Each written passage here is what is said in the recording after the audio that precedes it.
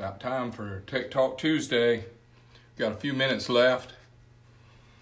Let's see who all we get on here today.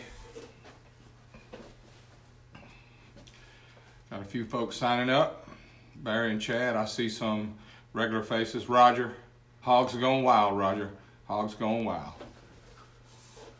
Jerry. Malcolm. Great. Good. Can you guys hear me okay? I try not to talk too loud or yell. Got me some thumbs up. Good evening, guys. Good. Yes, it is, Clayton. You're right. Yes, he is. Good afternoon. Hi. It's a beautiful Tuesday evening here. We've had a little bit of rain. The weather's nice, though, as far as the temperature has been very nice today. And I know you guys aren't checking in with me to see about the weather. I got some cool ideas and some cool thoughts. I've been getting great feedback from you guys, and I did a couple Tech Talk Tuesdays with my with the trophies, the Wally wall behind us. This is a different one back here. This is some other ones. This has got some John Myers ones and some of the ones the members of our team got, and Fred Collis and Pro Stock Championships other than just NHRA. So thought I'd share a little different background with you guys, but I try to do a different background every week so that it's not just George in front of his trophies. That's another story another day. But this is, I think, Tech Talk Tuesday number 19. I think that's right. Does anybody have an official Facebook time right now? Any of you guys? Hi from Cecil, Tucky. Yeah, I get you. Today, I intend on talking about cylinder head, port flow a little bit, and cam timing again, which I know that seems like I do that a lot, but it seems to be one of the most misunderstood subjects, and it applies to every kind of engine, normally aspirated, nitrous, 559. Thank you, David. Hey, Thomas. That's great. I appreciate you guys checking in. But anyway, the cylinder head deal is there's a lot of controversy and a lot of misinformation, and the guys that some really smart people work on cylinder heads, and there's not a lot of heads, y'all. There's not a lot of heads for sale on the internet or in warehouses or big companies, gyms, Harley Davidson, Chevrolet, Ford, Chrysler, Brodix and Dart and some of those other companies that make really, really nice cylinder heads. They didn't come from people that, you hardly ever find a guy that had a head built that is just totally wrong. And they come from a lot of experience and a lot of money. We did our own head way back when. We came up with a Suzuki Pro Stock head. It was made by Dart. We spent a lot of money, Maskin and myself spent a lot of money building this cast piece that fit in between the MTC and the Vortex and the Vance and Hines head. It was kind of right in between there, and it was all right in the growth of our NHRA Pro Stock category when Suzuki's were probably the most predominant at the time. Also, when you see the S&S heads, S&S does a good job when they come out with a new cylinder head. They have a casting made from experience. They have a casting made that comes from lots of feedback, really great engineers and technicians that work at S&S, and also they employ experts in the country and the world to put their input in before they spend the money on the tooling to build a casting. So I just wanted you to know, if there's a head on the market, it's probably a pretty doggone good piece because of what is required to come on. I mean, the guys that don't know what they're talking about, that don't have really good success, don't usually spend the money and the time to build crappy cylinder heads. So I know that doesn't make sense, but those guys are pretty much some experts. Now, cylinder heads that flow a lot of air and cylinder heads that go fast on the racetrack a lot of times are the same or similar. But we've had some heads that flow really, really good that have been installed in bad ways that don't make a lot of power. And then we've had heads that don't flow a lot that are installed properly and tuned properly and use all the right parts and pieces that make a lot of power. So I'm here to talk about some basic differences. I have two titanium valves here that we have, okay? These valves go in a B3 S&S head. A really big intake, a really big exhaust. B3. All right, a B3 head is an S&S casting. I think this is one right here. This is a B3 cylinder head that we have. It's highly developed, it's been ported, it's got big intake and big exhaust, and the chamber's been worked on. This is a really nice casting. This is a version of the SA casting, special application, because it's easy for you to say. And the B2 is also made from the same casting. The B2 is a taller head, and it has a little bit different machine work in it. I'm gonna let you look in the floor, see where this intake spring goes? It has a step right here. The B3 is a shorter head, so if you look really close, you can see, let me try and get it where we can see it. There's a bump in the intake port beside the guides. That is where they sunk the intake valve spring pocket down into the head to try to get some area here. And the head is really short. So the B2 head is a taller head. Like for instance right here, this is a good example. See this one valve is really short? That's for the B3 head, and the long valve is for the B2 head. That's how much taller the B2 head is than the B3. When it's taller, what does that allow you to do? It allows you to run a longer valve, and a longer valve allows you to build a taller port where more air can go over the short turn into the port. That's what I was going to talk about when I get to the cam timing part, but I wanted to also have you focus on a really well-known fact. This is like a 2.3 intake and a 1.8 exhaust. Say this engine, whatever it is, that I'll give you a good example, is a small block Chevy, an old LT1, I think it was the first 302 built in 67 or 68, ran in the Z28 Camaros and the Corvettes. They came with a 2.02 intake and a 1.6 exhaust. All right, it's funny because now today, the fastest Camaro in the world is the Copo. It's the central office, what's it called?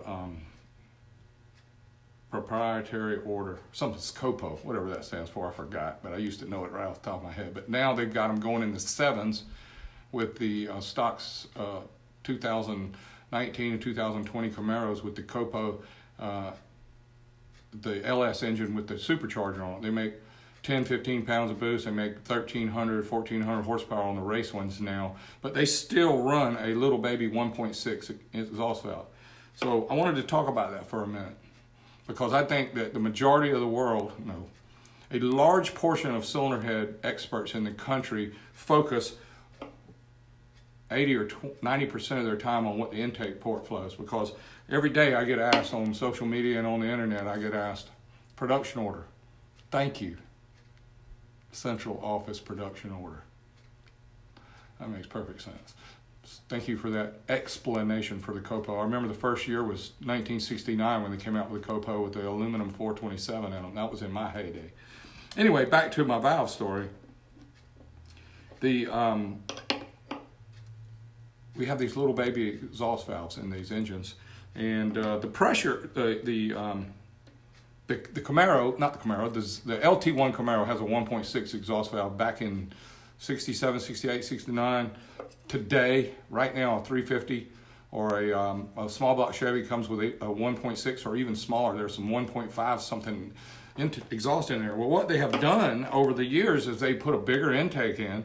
I think the new LS engines come with a 2.16 intake with a 1.58 exhaust, which is even more drastic than they had back in the day when they only had 300 horsepower and 302 cubic inches. What does this have to do with a Harley? Well, same thing. We get the new Harley heads, the new one, the twin cam with the 2-valve heads. They come with I think it's a 1.840, I believe is right on the intake, and a 1.5 something on the exhaust. Pretty small. We don't use them. We pitch them. Set of 103, set of 96, or a set of 88, or a set of 110 heads come to the shop. They come right out of the heads. We put them in their box to give back to them because they're too small. The exhaust for sure. And That's just a different line of thinking, because the cylinder head experts, like I said, 80 or 90% of the guys spend their time on intake. I get phone calls and email and social media messages every day from people saying, what does it flow? And then if I tell them what the exhaust flows, they're not very happy. They want to know what the intake flows. They don't even care where the exhaust flows. Well, a couple reasons. One is we cannot accurately flow the exhaust to simulate what's going on in the engine. On the intake side, we can take a kind of a snapshot of what's going on in the intake port by saying at 28 inches of depression and at 600 lift, X amount of airflow goes through the head. But when that engine is running at 6 or 7 or 8,000 RPM down the road or down the racetrack, and that piston's going down as fast as it can, when it gets to 76 degrees after top dead center, that's the fastest it will travel. That's when the biggest depression is made. And I talk about this a lot. The biggest depression, which is when the cylinder itself is asking for the most air, when that when that piston's going 76 degrees after top dead center. So with that being said, what's going on in the head at that point? Well, it's not what the flow bench says. The flow bench will give you the flow at one number, which is, it'll give you one number, which is 28 inches at some lift. We can plot a curve. We can plot a flow curve, 100 lift, 200 lift, 300 lift, 400 lift. But listen, that's just a small little piece of the puzzle. So over time, we slowly but surely put bigger intake valves in so we get more intake flow. And there's no room because these will hit each other. And that's part of the TDC lift deal we'll talk about in the camshafts. But when they hit each other, you got to make one of them smaller, or you got to put them back on the seat.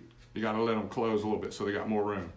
But if you put a really big one in there and a bigger intake and a bigger exhaust, then they get closer and closer together. And then if you put a big enough cam in there, they're going to clip. So what happens? Well, we say, well, what do we do? Do we sink the valves? Or do we put a smaller exhaust in it and put a bigger intake in it? Yes, that's how that wins almost always. I believe we're missing the boat on the exhaust side. I believe the exhaust needs to flow more, because what we've learned over time in the pro stock stuff is the air will quit going in the engine as soon as the exhaust gets full. The air will quit going in the engine as soon as the exhaust system is full. So if you have small pipes, a small exhaust valve, and you have a small exhaust cam, and you are getting a lot of air in with a big intake valve, big port, and a lot of flow, at some point that the air goes in and the air goes out. Now I want to tell you a little secret that I think I figured out, and I might not be the smartest or the sharpest tool in the shed, but I think some amount of air goes in the engine, and I think more goes out. Some comes in, more goes out. Why? Because we take the air and gas, the air and the gas, that's our mixture, and we light it and burn it, and it goes bang, and the piston goes down. And there's a whole bunch of pressure built up in the cylinder trying to get out of this valve. So why do we have such a little exhaust valve? Well, the answer is because more will come out at 800 inches of depression than will go in at 100 inches of depression. And to put that in layman terms, let's talk about 28 inches. 28 inches on the flow bench. People say, what do my heads flow at 28 inches? Well, first of all, not many people even know what that means. What does 28 mean? They understand the lift because you can look it up on the cam card and see it's a 600 lift cam. But the 28 inches of depression is kind of gets lost. That's how much vacuum the flow bench pulls on the intake port. 28 inches of depression. But in reality, Mother Nature, the good Lord, supplies an atmosphere, which is one barometer. It supplies pressure at the back of this valve. If the barometer is 30.30, for instance, which makes a lot of power, 2992, 3030, whatever, the pressure sitting on the back of this valve, and when this valve opens, Mother Nature fills the cylinder. The fact that the piston goes down first creates a negative space, and the atmosphere reacts and fills it. So when we try to simulate that on the flow bench. So we go 28 inches is just a good number that you can build a flow bench to fit. But a lot of people have flow benches that are really little, and they'll flow at 10 inches. They have some that flow at 16 inches. They have some other flow benches that you can flow at 20 inches, 25 inches. Our flow bench is really big. It's a Superflow 1020, and we flow at 50 inches. So we can get a lot of air through our head, and we can try and simulate more of what's really happening versus a real running engine. back to the pressure on the exhaust side. Once you bring in the air and fuel and you light it, and it creates unbelievable expansion. This air fuel mix lights and goes bang, and it is expanding fast. So the pressure inside of the exhaust, inside the chamber when this exhaust valve opens, is tremendous. It could be 800 or 1,000 psi when this exhaust valve opens. 800 to 1,000 psi. All right. A lot of air, a lot of mixture, and a lot of expansion will come through this small valve at 1,000 psi. We don't have hardly anything like that going in the intake. You could turn those inches into pressure, and you may have 1.5 psi maybe on the back side of the valve from the depression in the cylinder. But it's over 10 to 1, the pressure trying to get by this valve and the pressure trying to get by this valve. So the big valve has low pressure entry, and the little valve has big pressure exiting. That brings me to my camshaft story real quick. So you ever heard of dual pattern cams and single pattern cams? Well, these are so different. These intake and exhaust ports are so different. Look at the size of that intake and look at the size of that exhaust. The air and fuel coming in the engine is coming in at low pressure on the intake side, so you got to have a giant valve to get it in there. The exhaust, or the expansion of the air fuel burning, has so much pressure when it's trying to get out, you have this little valve. So that gives us room to put a bigger intake in. The more we can go down on the exhaust and put a bigger intake in, so we hopefully can trap, burn, and use this mixture. Now, there are cams on the market that are very popular. I'm just going to call out a few. A TW222, TW6, TW9-6, TW9B, TW62.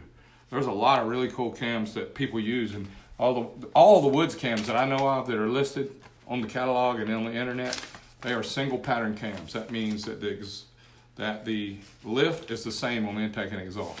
The duration is the same on the intake and exhaust. In other words, like you take where's a TW9? I don't even know if that's a Woods cam. But it's 252 duration on the intake and 252 duration on the exhaust. It's got 630 lift on the intake. It's got 630 lift on the exhaust. That's a single profile, single pattern cam. How can that be perfect? Low pressure, big valve. High pressure, small valve. How can the both single profile, same on the intake and exhaust, be perfect for that engine? Listen, they make a lot of power. He's got some smart stuff there. These cams are awesome. There's a lot of cams on the market that are single pattern cams. But my point is just like these valves are different sizes, and just like these ports are different sizes, the camshaft needs to be different size too. You need a specific cam lobe for the intake. You need a specific cam lobe for the exhaust. I'm just going to call out some ideas on the Pro Stock motorcycle that we raced all the years and made all the power. We had almost 11,000 RPM V-twin with 5 1/8 bore with 3.8 stroke. This is a 2.3 intake. We had a 2.8 intake. This is a 1.8 exhaust. We had a 2.1 exhaust.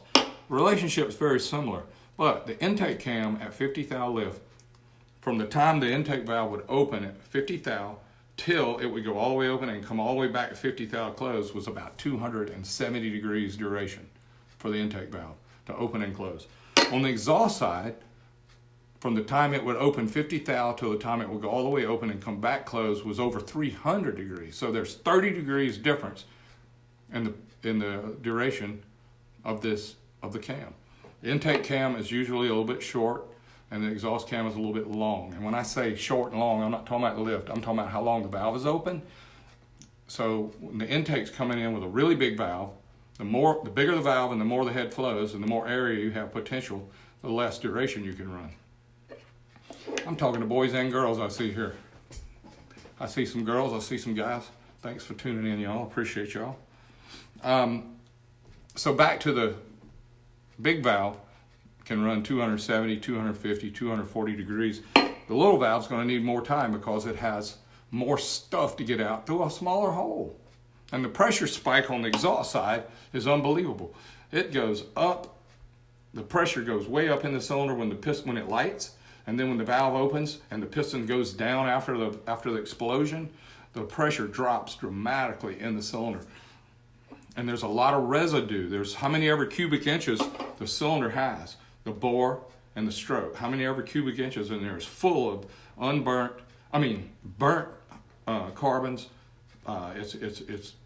It's got to get out because there's no room for good air to come in if it's full of exhaust. So we got to get the exhaust out. And it takes a long time. It comes out the intake exhaust, and then the pressure goes down, the piston comes back up and tries to push whatever exhaust is left in there. Now I'm going to use an example with an S&S cam just because I kind of agree with this mentality. First I want to say we have our own cam grinds that we have made for us. We have 2 grinders that make our cams, and they're proprietary for us. But this style of camshaft that S&S has comes from a long, long line of success. I'll give you a great example. One of the popular ones is what they call the 585 cam. 585, all right? It has, let's see what it has for lift. It has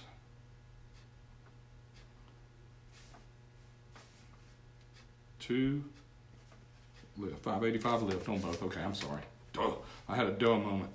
But the duration is 245 on the intake and 260 on the exhaust. Good grief, man. That's not a dual pattern cam. So, and the lobe centers are so far apart. But what's really neat is you've got the 585 cam has a 245 duration on the intake and 260 on the exhaust. That to me seems like a better plan because it's kind of styled like a pro stock cam or a real high output cam, but it's smaller. The lift is smaller, so the valve train will last long enough to drive West Coast and back to East Coast and drive to Sturgis and back and Daytona and back, and it still has great performance. Another real famous cam is their 640 cam. It's about 20 or 30 years old, maybe longer, but it was really ahead of its time. That cam is really cool. It's a 265 intake and a 270 exhaust. And that cam right there, it's the duration so big that you need some compression, some static compression ratio to give you the low end power because that cam has so much top end power. But where am I going and what am I trying to say about this? This is my opinion that since the intake valves and the exhaust valves are different sizes and the intake port and exhaust port are different sizes, there are 2 different purposes. One's for letting a little bit of air, a lot of air in through a big valve and low pressure, and the other one's to let a lot of expansion and exhaust out through a small valve at high pressure. And it takes different camshafts to do it. Another thing that happens is on the flow bench, I said this earlier, we try to turn the depression up as high as we can to simulate what's really going on in an engine, and you can't do that with the exhaust on the flow bench. There are some guys out there now working on some radical stuff that have huge capacity compressed air that they can release into the cylinder to try and measure whether the exhaust port goes sonic or not. Sonic. And the way I was talking to a friend, Scott, today, he was telling me when it goes sonic, it's a choke and it stops. And we want to try and keep it slower than that, but we also want to get it all out. That's also an opinion. So the flow bench, being that it's used at low depression, low pressure, 10 inches, 16, 20, 25 inches, since the flow bench is used at low pressure, it creates this idea that we have to build a turn to get the air around this valve and a really nice roof to get the air around this valve. But that is all done like almost static. It comes in at 28. If you make the thing shaped wrong, it won't flow around this valve. But what's really going on if you take that flow bench and you make the piston go up and down 100 times a second, and that depression goes 0 to 100, 0 to 100, 0 to 100, 0 to 100, 100 times a second. What would the flow bench look like? Because that's what this guy's seeing right here. He's seeing this air going in and out 100 times a second. Maybe more, maybe less, depends on the RPM. But I just wanted you guys to see it in a dynamic visual versus what's going on a static flow bench. So please don't put all your eggs on flow bench numbers. Don't let that make or break you on what you decide to buy. I get frustrated every day with people calling, they want to know the flow numbers. Well, guess what? We have a really great flow bench, and yes, we use it, but we do not live and die by the results. And we don't, the dyno makes more sense to me, the results on the dyno, but the bottom line is what you feel when you ride an engine prepared by us or a really, really good guy or really some smart guys that build some really great high output stuff, is the G-force in the seat and the G-force pulling your arms off your body when you floor it. That's what really matters. And the dyno can show you some cool curves. A flow bench can show you some cool curves. But the ET slip at the end of the racetrack and the mile an hour versus time is undeniable. All these are opinions. And a little while ago, I'm talking like these are the only choice or the only truth, but these are just opinions. I have a lot of years. I mean, Star Racing's been in business 40 years. I know I preach this all the time, but I work here. I own the company. I've been making payments here for 40 years, so I do have a vested interest in what our opinions are and how I think they work. But everybody that does this for a living, or everybody that has some really cool opinions and ideas based on fact, as far as they know it, you can get some pretty good arguments about why, what does what. Back to the TDC lift before I close. If your intake valve opens to 200 off the seat and your exhaust valve opens to 200 off the seat on TDC, on this sheet right here they have listed lift at TDC. So you can take the valves, put them in the head. You can crank the valve down to, on the 640 cam, for instance, the 640 cam. TDC lift on it is 228 on the intake and 214 on the exhaust. So you can't just put bigger valves in and crank this down to 220 something on the intake off the seat and then crank the exhaust down to 214 off the seat and then clank. It's not just that easy how big the valves are. They have to have room. They also have to fit in the bore, and they can't hit the piston on the back edge of the pocket or hit each other. So when you build the engine, this is an important number that we verify it. Now, I know you can't see my sheet very good, but it also has TDC lift. So a nice cam card has open and closing numbers at 50, open and closing numbers at 50 for the exhaust and the intake, duration at 50, lift, lobe separation, lobe center, and then TDC lift. So TDC lift is for setting up the heads. And what you can do is, if you pick out a cam that has a lot of lift, it has low TDC lift numbers, but it has a lot of lift, and you'll want more duration on the exhaust side than you do on the intake side, I think you have a chance of having the best possible camshaft for you. And like I said, this an easy cam, and they do make power, you guys. I'm not telling you that you're not buying a great cam. If it's a 600 with 260 sold by a dude that makes nice cams, I'm not telling you it won't make power. I'm just saying that's not necessarily the best cam for your package, because the exhaust needs its own lobe and the intake needs its own lobe. And I'm going to end up with a lot of questions off all this, and I'm not showing favoritism. I'm just telling you what I think I know. Think back on Pro Stock Suzuki's, for instance, the two valves. We run like a 275 on the exhaust. I mean, intake duration, maybe 700 lift, and then we run like 700 lift on the exhaust, but we run 280 duration. So 270, 280 on a two-valve Suzuki. We have a new four-valve Suzuki that Mitch Brown's building at Monster Products that we've been working on for about 8 years, and it's going to have 4 valves per cylinder so it can have less lift. Also, since it flows so much air because it opens 2 valves at once, 2 intake valves and 2 exhaust valves, and has the same size of engine, it's just tons more flow. So we'll be able to run like 250 to 260 on the intake and maybe 260 to 270 duration on the exhaust. And you only need 500 lift instead of 700 lift. Also, if you open the valves at the right time and you close them at the right time, you'll reduce that TDC lift, where you can make a nice looking piston, shallower pockets, lower dome, more compression, and everything works together better. Exhaust systems. Last thing before I got to roll. I said earlier that as soon as your exhaust system is full, the intake will air will quit going in your engine. That's a pretty brutal statement. So every exhaust system that are good, the ones that are recognized on the internet or recognized at the racetrack as making power, they have a great combination of lengths and diameters and tuning built into that pipe that will suit a certain engine combination. Not every engine combination loves the same thing. I noticed that Pro Stock right now, NHRA, I noticed that the V-twins built by S&S right now has single pipes. One exhaust pipe on the front cylinder, one exhaust pipe on the rear cylinder, and many of the teams have gone through the trouble of building a nice 2-into-1, and it doesn't work as well for that combination. But if we look, you can see the Harley team, Eddie's bike, Andrew's bike, Gerald's bike, they have really nice 2-into-1s. They're huge pipes, but the 2 pipes go into a 2-into-1 collector and 1 tailpipe. That combination works great for them. It wouldn't be the only thing that would work. Same with our street Harleys right now. We make the most power with a 2-into-1. And it's not because the 2 pipes are the same length. It's not because of the equal lengths. It's because of the communication that goes on between those cylinders to let more air go through the engine and more exhaust goes out, more intake goes in. Because when the exhaust system is full, the air quits going in the engine. The only way you can get more air in the engine past whatever maximum volumetric efficiency is, 120, 130 VE on a really great package, would be supercharged, nitrous, or turbo. Supercharged, nitro, or turbo. Then, when the exhaust system is full, you can still pack more in. Boy, oh boy, efficiency goes down, temperature goes up. So as you increase that amount that's coming in, you also need to increase the amount that goes out so that you can keep the relationship happy.